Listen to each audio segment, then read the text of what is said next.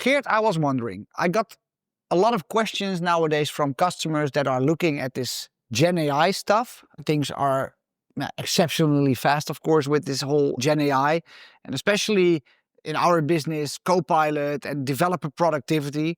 And they were looking the questions on how does our developers look like in maybe 1 or 2 years, instead of looking at their productivity now. Where are we heading? And Yeah. I didn't have a good answer on that.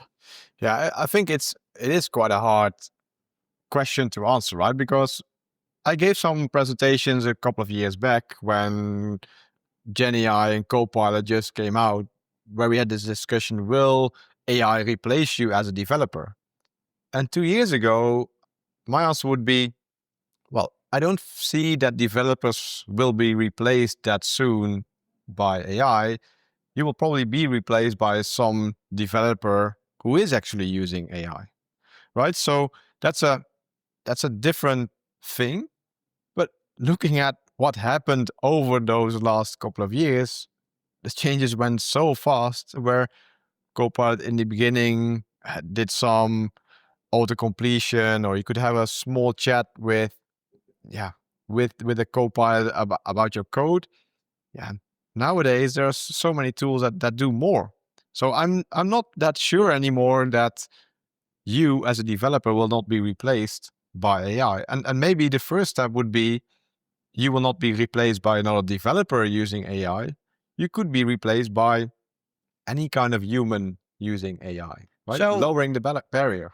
So I think there is lots to explore here. So maybe we should do an episode on that and just explore a little bit the future of AI development. Yeah, let's do it. Okay. The Lead Podcast, a podcast for leaders in engineering, architecture, and development. So before we dive into, well, our ideas, because we cannot predict the future, but maybe we can stop for a moment and look back for a number of 2 years, and also see where we are nowadays. Where Yeah. are we in terms of developer enablement? Yeah, I think it really differs per company, etc. The adoption is still all over the place. So there's companies who really adopted this a lot and get real benefits from it, and some companies are still learning with it. But in general, we see a lot more capabilities over these past few years. As I just said in the intro, it started off with chatting a bit about code or auto-completing certain methods based on Simplifying Yeah. harder tasks, or I actually experienced it as more, I don't need to use Google constantly, because it actually gives me the code snippet I need before I start to Google it and find it myself. Yeah, and in the beginning it was also, you often would find really old stuff, etc. Right? So people didn't know how to use these kind of tools. While nowadays everyone is also using the other co-pilots or ChatGPT and those kind of things to generate text or emails or help them in their daily life. So people become more proficient in using these kind of tools. So they also become better in using those tools for their development work. Yeah, what I also find funny is that whole idea of 2 years ago, everybody is going to be a prompt engineer. That whole notion of prompt engineering as a new job is already gone, more or less. Because we found out that LLMs and GenAI is better to do the prompt engineering for you than you doing this all up front, right? So all the capabilities that you have nowadays with a bit of reasoning, as they call it, right? It's not officially reasoning, but it's actually doing some prompt engineering, basically. Oh, so you're asking this, so that might be that you're trying to do these and these kind of things. So I should do these certain things and then come up with an answer, right? Yeah, and what I use myself a lot is I use ChatGPT a lot. For example, give me an Excel list, comma separated file with this data in it, or sorted by this, or just add some sample data here. So it's also creating scripts. It has these tiny functionalities that can actually do stuff for you instead of only text generation. And it was heavily based on text generation. Yeah, in the that's beginning. what you see now with with those tools that help you in software development. They're often integrated in your IDE, so you have fully IDEs built around LLMs nowadays. So we went from some simple auto-completion to full integrations in your IDEs, where you can also ask it questions to make changes over multiple files, or that it now has the capability of indexing your code base, so you can actually ask questions on it, right? So there are many new capabilities that we can already use nowadays that progresses the stuff that we can do with it, right? So instead of auto-completing it, we can actually have it build more and more of our code. Yeah, and can it also do other stuff? So, for example, we're talking about generating code and files a lot, but I can also imagine that the developer is not the only stakeholder in this. It's not the only target audience. So, do you, for example, have tools for product owners or for other people in your organization? Yeah, I think that's still, most of the tools are focused on development, actual software development, but you see new tools like GitHub Spark, which is still in preview, and Lovable, which is also such a tool, which basically gives you a chat interface and will fully build an application for you in the background, right? So you chat with it, give me an application that does X and Y, so I can do my decorations, for example, and I just wanted to write down all my expenses, and you need to summarize them, etc. You can just ask such a tool to create that, and it will give you an initial version of such an app. I think currently we're in the stage where it will not give you a fully working app, and you have to reiterate on it. But it's perfect for generating proof of concepts instead of creating it all in PowerPoint that somebody has to replicate that in code. But you can just generate a more or less semi-working prototype. Yeah, and it's a conversation, right? So you get, oh, I want this, and it gives you a first version of something that's working. Oh no, but it also needs to do this. You only added one field. I need 3 fields to do this. And these tools are trained to build web applications in a certain framework, including data store, etc. So a lot of the business apps that we build could be built by these kind of tools. And of course, we're very at the brink of where these tools are just being launched. I can't imagine how good they will be in 2 years. If I look back 2 years, what the Copilot kind of tools did back then, and extrapolate that onto the same thing with this, it's going to generate a lot of actual source code. And I really see this as the replacement for low code platforms. Yeah. So where low code really targets the more business savvy user that is not really into hardcore coding, but just want a working application that is maybe in some cases even throwaway stuff. You just need an application for a few days, few weeks, maybe a few months. Of course, we all know they will exist for thousands of years after that, but initial thinking only for a few days. I think that might be perfect for these kinds of scenarios. Yeah, and what I like about these tools is that in the end, they generate actual source codes, right? So these models are trained on a specific front-end language, a specific back-end language, specific data store, etc. So you're not able to choose between those. But in the end, you just keep chatting. Oh, I want a button here. I want this to do this. You describe the whole functionality. And when you have your first version running, you can also say, just show me the code. Or on any point in time, you can just say, show me the code. And it should have written actual production-ready code. Yeah, so it's reasoning to the future. It's only a matter of time that you can maybe say, I want to follow these architectural patterns. I have these governance or these compliance frameworks, maybe that it will follow that. But maybe it's not even necessary. Yeah, I think you should not be able to, you should not ask for them. It should be built in. It should be very opinionated in a certain way. It can only build certain type of application, but there's just some web front end with APIs and some backend. maybe calling other APIs, you can cover quite a lot of business applications using those different components, right? Okay. So if we are then saying maybe it will replace low code at a certain point in time, or for maybe a lot of scenarios, that has impact on the users or the creators of low code. But I think it's also, it has a big impact on development teams already, but it will probably have even more in the future. So what are the things that you are seeing that are impacting these developer teams? Yeah, the first thing that you would see is like, okay, we're becoming more productive as a developer. So how do you measure productivity? That's the first question. I see a lot of people, I can write out more code, but the code might be worse quality. So that's not really a good measure. In the end, you want to measure the actual outcomes that you have. So these tools should enable the people in your workforce to focus on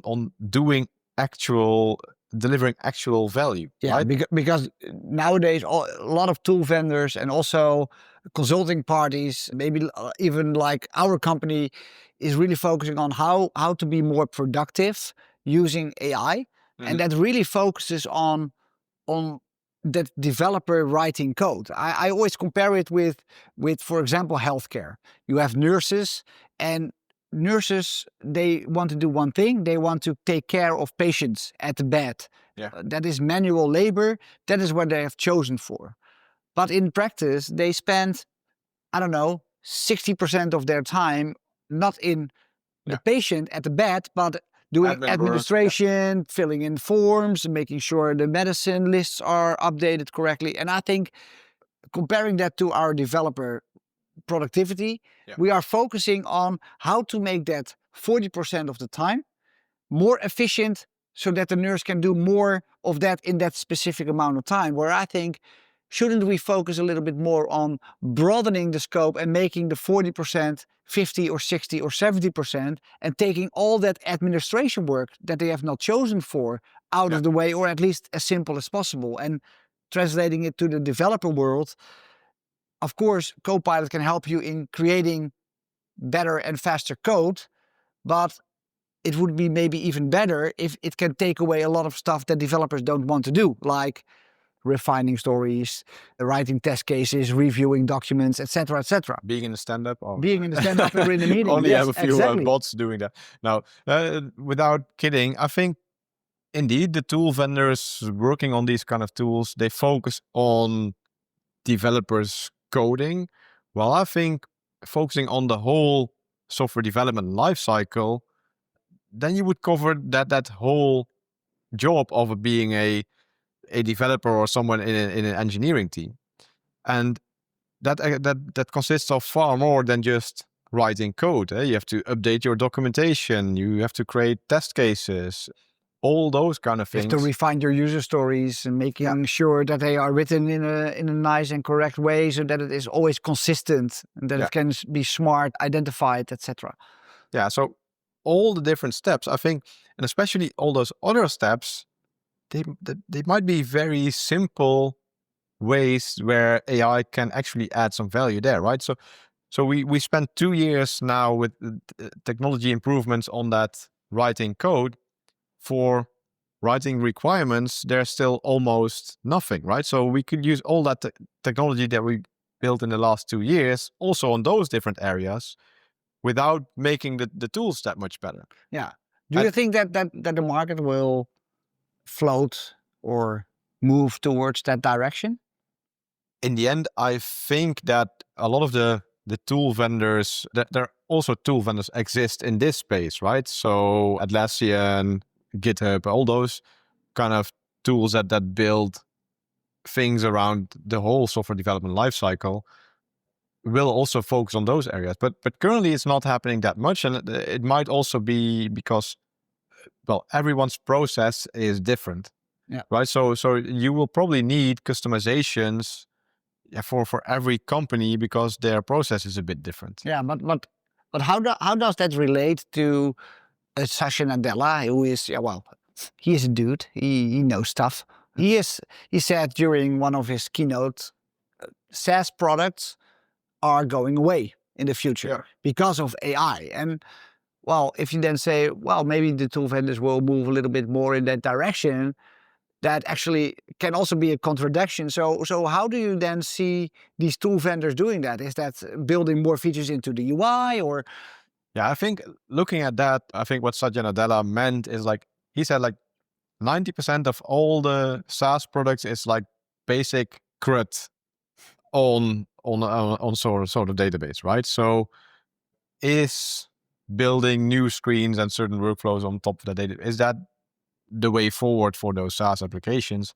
Or can we have AI agents or Copilot kind of things interact with that data as well, and also change the paradigm of how we use software? Yeah. So what is an AI agent? So how I see it, and of course the market took the agent term and abused that as well. So now everything is an agent. How I currently see it, and I think that's the correct explanation. Of course. Now that's how, in general, it was invented. It's like you have things like copilots. Those are things you can interact with, and they will just have a chat, right? So they will give you text back. An agent differs in that because it can actually execute certain things. So where the difference, for example, for a copilot, if you would ask a copilot, can you help me book a trip for my family vacation? Give me an itinerary what to do. And it would maybe have access to the internet to actually look up hotels and those kind of things. So it would give you an overview of things that you could do. You now need to book this flights, this hotel, etc. Where agents differ, that they actually would have the capability to maybe book a flight or book a hotel or execute a certain task, change code, update any database, right?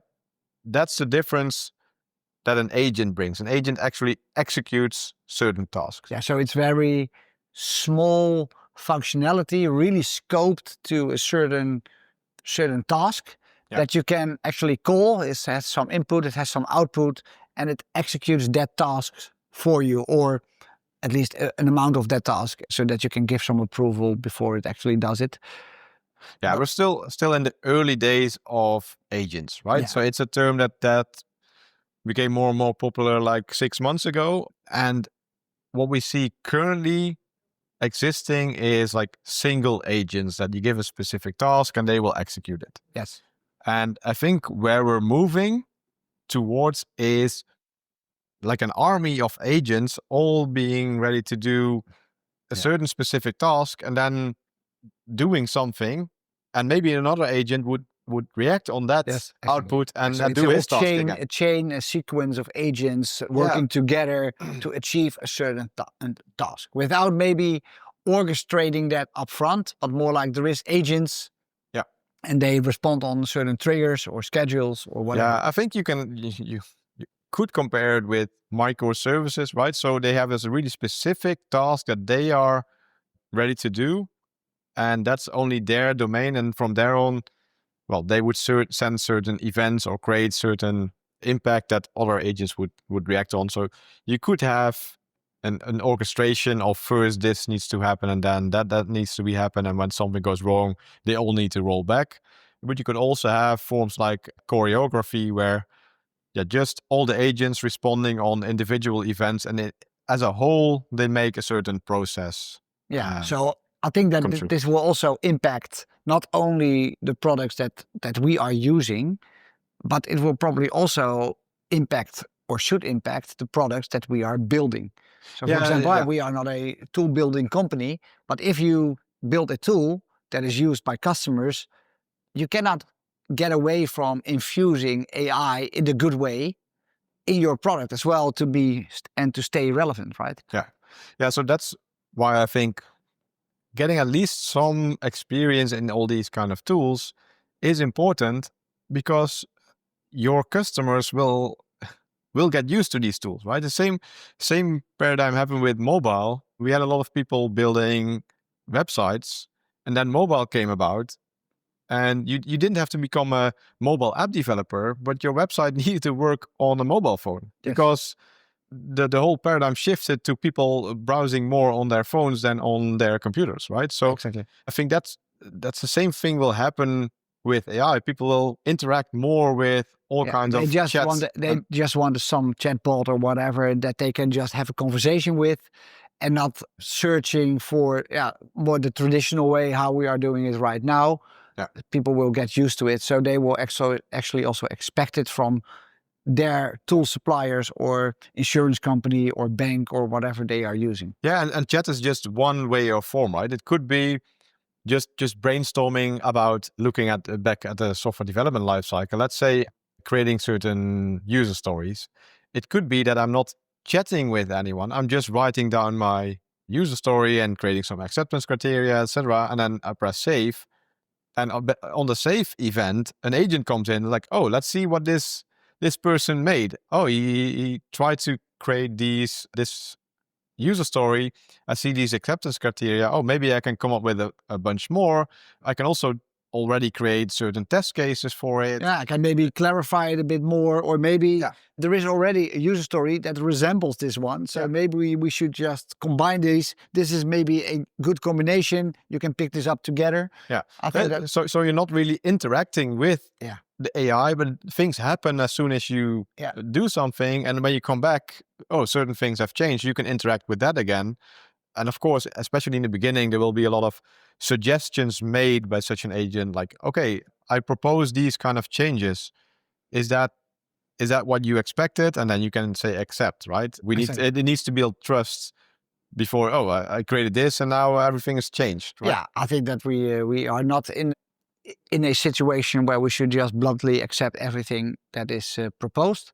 So I think before we go into finishing off this episode, what are the skills that an AI are going to pick up, do you think, next? Well, I think looking at how we act as developers, and we already touched on this, it's a lot focus on coding right now, but we see the coding happening more and more in AI. So what would be the skills that developers still need? Because the developers will not be replaced overnight. This maybe it will take 10 years, maybe 15 years, but eventually we're moving to having this AI do more and more. And where I think the humans really add value is looking at certain problems and finding certain directions where they should go, and have those AI tools implement certain details.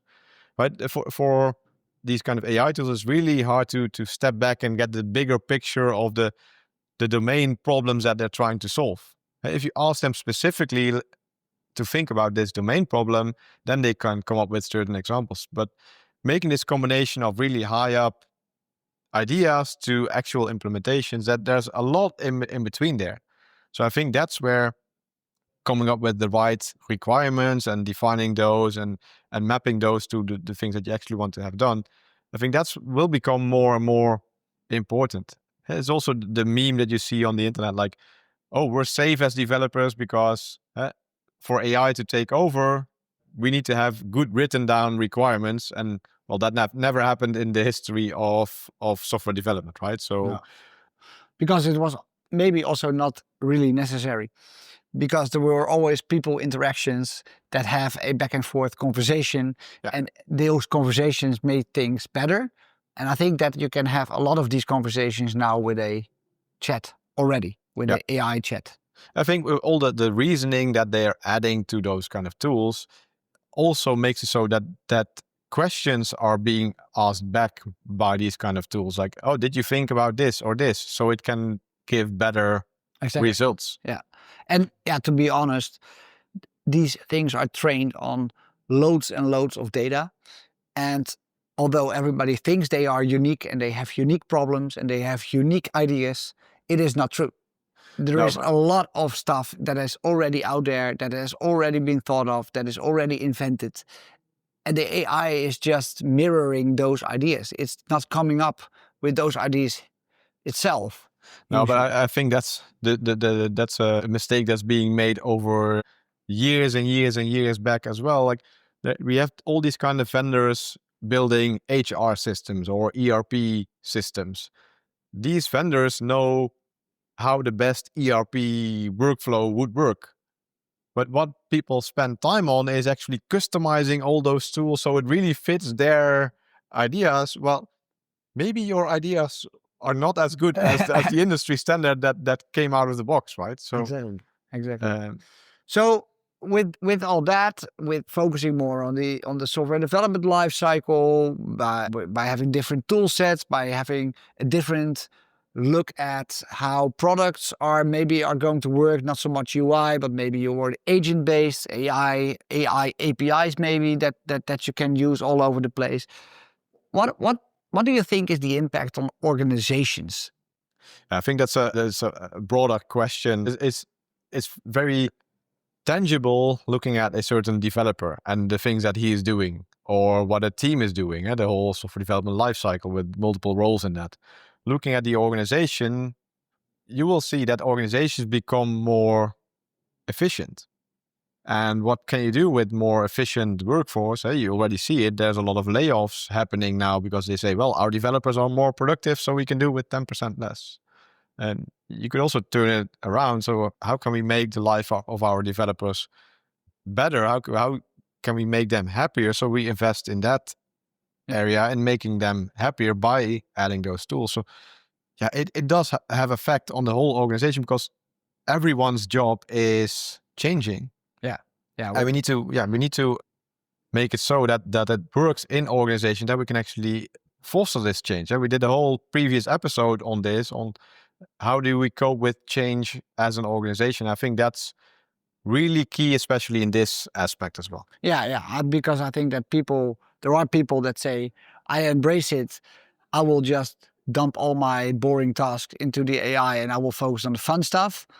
But there are maybe also people that cannot cope with that and say, well, I have nothing to do anymore because all the stuff that I used to do are now done by the AI and do not have the creativity or insights or mindset to actually step away from the traditional ideas of what a developer is and should do. Yeah, and I think although we're focusing more and more on being productive and all those kind of things, this whole AI space is still new and it's doing things that we haven't thought about before we actually build it, right? And it's also not deterministic, so it could give different answers when you use it multiple times. So looking at it from an ethics perspective and bias perspective and those kind of things is also key to take into account instead of using it everywhere in all your processes, because it can be very impactful, especially if you have connected directly to interactions with customers, for example. Yeah, exactly. It could backfire really, really bad. No, and I think that ethics is also in terms of impact on an organization, where of course a lot of organizations are now jumping into more proof of concept mode, trying it out, finding out what it can do for them. But I think as it goes with proof of concepts, they quickly move into production. But especially with AI, I think the whole governance, the whole responsible use, guidelines, guardrails, safeguarding, skill, education on how to use it. I think it's even more important than with all that we did before because, well, the AI can actually do stuff that cannot be reversed so easily. Yeah. So, but that's why I really love to have teams start doing this in their software development lifecycle. So it's not in the actual product that you ship, but it's in your processes and optimizing your own processes, and maybe build your own agent that helps you refine your user stories, etc. If that backfires, it backfires internally. Yes. And those are really safe environments that you could experiment, learn, and start working on these skills so you can later on include them further in your product and exposing them to your users.